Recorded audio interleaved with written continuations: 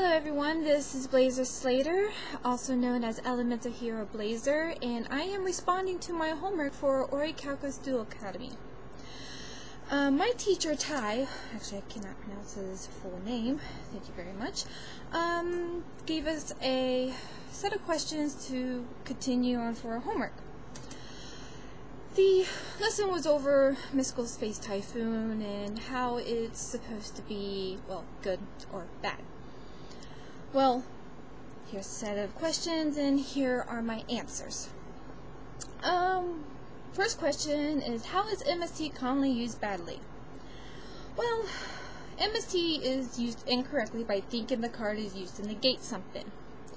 As you can tell by the hair, I am a blonde, and I do try to use it to negate things, and I am always told every other time, I can't do that.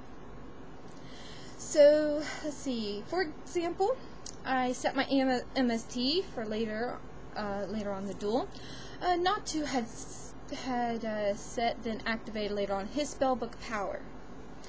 I thought for whenever he activated the card, I could turn around and use MST to negate it. You can't.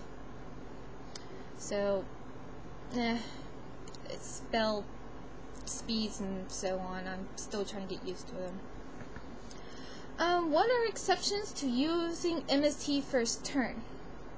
Well, I would use them on, say, continuous spells and field spells. I mean, since you can't activate trap cards during your turn because, well, they're traps, you can really only use them on continuous spell cards and field cards. For an example, I play on my first turn Fusion Gate. As you know, that allows you to banish your monsters in order to send out a fusion monster. Say I get out all of my fusion monsters that I can first turn, like Absolute Zero or the Shining, because he gets a power boost for all the monsters in the banished. Well, as long as they're E-Hero. Well, I can use my MST on my Fusion Gate so my opponent doesn't get a chance to use it. I mean, yeah, come on, you just banish them and, well, you're good, you got monsters out. But that's what I would use it on. So you can either use it on yourself or use it on somebody else.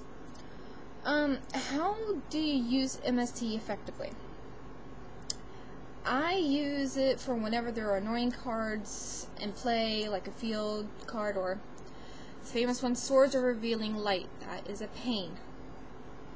While I was up against Net2 and his Fortune Ladies, he had Dark out, and she was sitting there and just getting stronger and stronger and stronger while swords were out.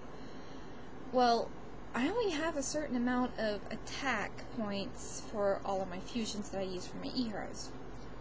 Well, if I need to destroy Dark while she's getting stronger by the standby phase, I need to get rid of Swords of Revealing Light.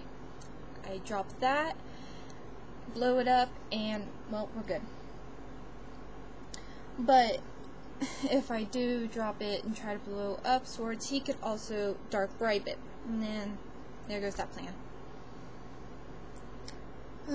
But I only use, really, MST to get rid of those stalling cards. I really hate them.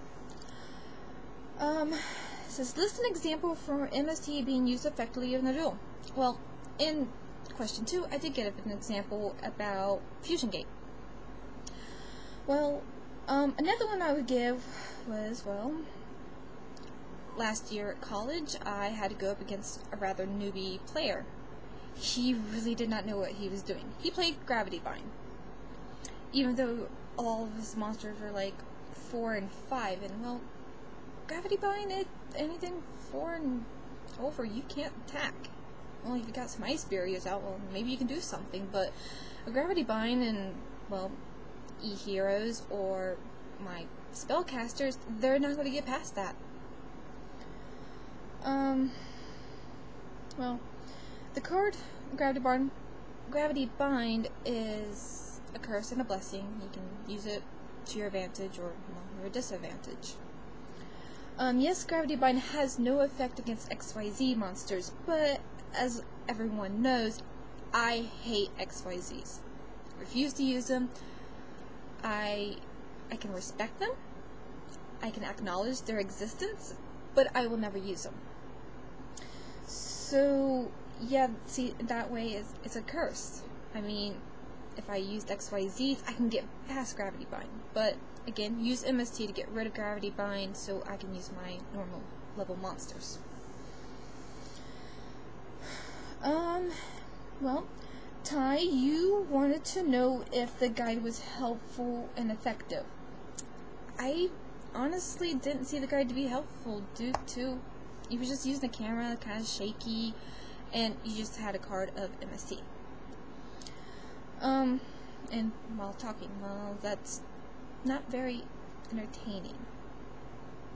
I know it's supposed to be a lesson, but if you want to catch attention, especially of me, I've been in college for 3 years, and trust me, if the lecture is not entertaining, I'm not going to pay attention. That's how I flunked one of my chemistry classes. I would assume next time, hopefully maybe using more visualization, use more cards, show what you mean. Just try to really put things together so that everybody knows what you're talking about. You don't want to just sit there and talk about something and people just and they don't really, it's just going in one ear and out the other and they don't know what's going on. So yes, just do a better job on that. I mean, I think it would be helpful for newbie players, but I already know how to use MST. Yes, I do use it improperly, but I forget things. As for your question 6, you wanted to know what lesson, if I could choose a lesson, what I want it to be. Well, since I have stated in previous questions, I love e-heroes. I mean, it's even in my name, Elemental Hero Blazer. Or spellcasters. I mean, I like them. They're my first deck. I would love to see something on one of those. Spellcasters are tricky, and they are very heavy uses of spell cards. I guess that's in their name, spellcasters. And e-heroes need their monsters and their polymerization to get their fusions and try to kick butt. That's what heroes do. They gotta to vanquish evil. So, yes, I would like to see one of those. But I'm just take one of my choices if you want to. Not very good choices, nor are they bad. So those are my answers. They're probably not the best. I'm probably not going to pass my homework, but it's not the first time I've failed one of my homeworks. So thank you guys for watching, and thank you, Ty, for taking the time and looking over my homework.